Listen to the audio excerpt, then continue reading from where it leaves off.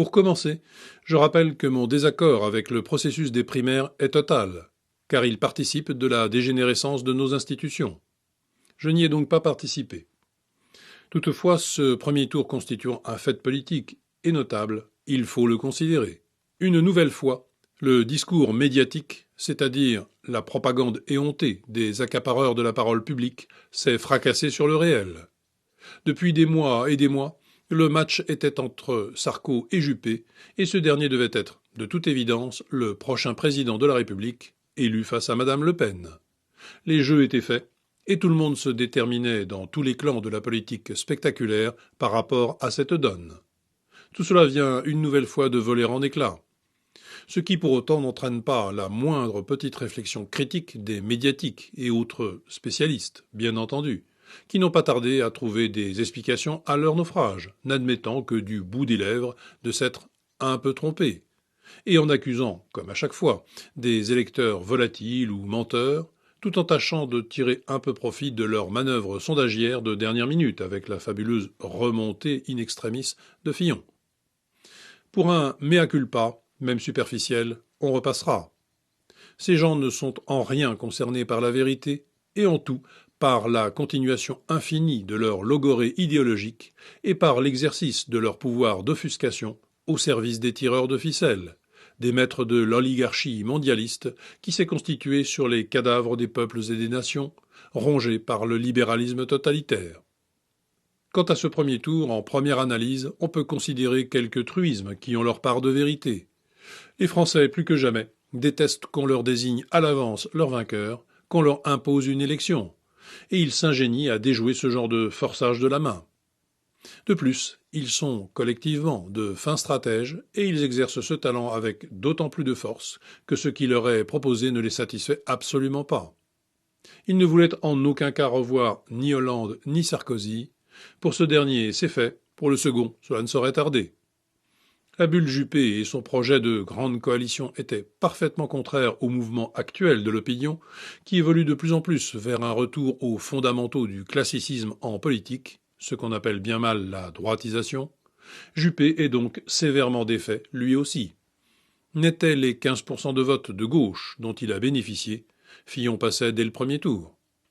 Fillon était le moyen de se débarrasser de ces deux-là, de les renvoyer une bonne fois au magasin des antiquités, et c'est ce à quoi il a servi. On notera de plus, pour Ali Juppé, qu'il n'est en tête qu'en Aquitaine et en Seine-Saint-Denis. Les rumeurs d'appels discrets mais fermes de responsables musulmans pour voter en faveur de celui que les frères musulmans appellent le rempart de l'islam en France ont été manifestement entendues, quand bien même cette population, culturellement, n'arrive pas, dans sa grande majorité, à se projeter dans nos querelles françaises, ayant un tout autre agenda et une toute autre perspective en tête, la seule qui leur convienne, celle de leur accomplissement propre sur notre sol. Les Français légitimes, eux, forment un peuple politique, nous le rappelons régulièrement, et c'est une qualité éminente. S'agissant de Fillon, cela fait 1 an que nous disons qu'il faut le surveiller, qu'il peut créer la surprise. Et ces dernières semaines, il apparaissait habilement comme le point d'équilibre idéal pour la droite dite de gouvernement, nonobstant la réalité de son programme. Lequel programme est à contre-courant?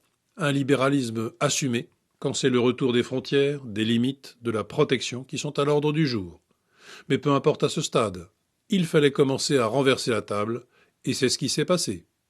Fillon aura servi de bélier pour exploser le premier moule imposé. Quelle nouvelle claque tout de même pour la caste médiatico-politique. Comme pour Trump ou le Brexit, et en attendant de nouvelles surprises, le plus frappant, c'est la carte des votes, que je vous invite à regarder de près, et non seulement leur ampleur. Il ne faut pas s'y tromper. Ce résultat impacte tous les secteurs de l'échiquier, sans exception. Et comme toujours, l'emportera celui qui aura le moins mal compris ce qui se passe. C'est mal parti du côté de Marine Le Pen, à en juger par les premières déclarations de Philippot ou de Nicolas Beck qu'on a connus plus finaux. Ramener Fillon à Sarkozy en lui transférant le bilan de ce dernier, maintenant qu'il est sorti du jeu, c'est manquer la nouvelle donne. À l'issue de ce moment politique, il y a bien un nouveau Fillon, et l'attaquer sous cet angle, c'est avoir plusieurs trains de retard, et radoter avec la gauche. De même, Dénoncer l'ultralibéralisme de son programme, pour fonder que cela puisse être, glissera sur lui, surtout si cette critique est formulée en mode clonage du discours traditionnel de gauche, le péché mignon de Philippot. C'est une critique du libéralisme tempéré et de droite qu'il faut mener, en s'appuyant sur le retour de l'esprit du classicisme français, esprit qui est au cœur de ce qui travaille nos concitoyens, en raison de la dissolution qu'ils constatent de tous côtés de leur société et des poubelles de l'histoire vers lesquelles ils sentent de mieux en mieux qu'on les emmène. Autrement dit, c'est l'imposture du conservatisme libéral qu'il faut critiquer, cet oxymoron dont nous avons souvent parlé et que Fillon incarne désormais remarquablement, qui fait son succès en raison de l'illusion de cohérence qu'il lui donne par sa personne et par son discours. C'est cette mystification qu'il faut critiquer chez lui, et c'est de l'inadéquation de ses recettes à la situation économique et géopolitique de notre pays qu'il faut débattre, non pas d'un point de vue gauchiste, mais réaliste. En effet, son programme à contre-courant, comme nous le disions, est bêtement libéral, alors que c'est le triomphe de ce libéralisme total qui nous entraîne par le fond à tous égards. Ce programme ne peut qu'aggraver les maux dont nous souffrons, en y ajoutant troubles et blocages sociaux, quelle que soit la force de son éventuelle élection finale. Autrement dit encore, ce n'est pas seulement de façon plus juste qu'il faudrait s'attaquer à Fillon et à son projet, mais c'est de façon cohérente. Mais M. Philippot ne veut décidément pas des voix de droite, prêtes pourtant à basculer, après l'échec de Sarkozy vers le FN, basculement que celui-ci craint si fort, à juste titre, qu'il l'a bien souligné dans sa déclaration d'adieu. Le conflit émergent entre une droite classique, très ancienne, et une droite moderne, oublieuse de la première, ancillaire de la modernité, tout comme la gauche, a fait hier un progrès pour sortir des limbes. Mais le chemin est encore très long, et toutes les têtes d'affiche du cinéma politique sont encore largement empêtrées dans les mirages idéologiques et les petits calculs politiciens. Surtout, ce n'est pas le retour au classicisme qui est la solution, mais la reprise de son esprit, non pas en tant que passé, mais comme véritable avenir. Ne parlons pas du taré de l'Élysée, qui devrait ne voir dans la forte participation hier et dans le résultat du vote que des raisons pour lui d'arrêter les frais, mais qui va en déduire tout l'inverse et se reprendre à rêver que tout est possible. Incurable. Nous ne sommes pas sortis de l'auberge, hélas. Et pendant ce temps, l'invasion continue, l'islamisation progresse, les djihadistes fourbissent leurs armes en vue de leur prochaine campagne, notre dette prospère, les folies financières se poursuivent, la décadence enchantée par le spectacle se répand partout, et le pays sombre.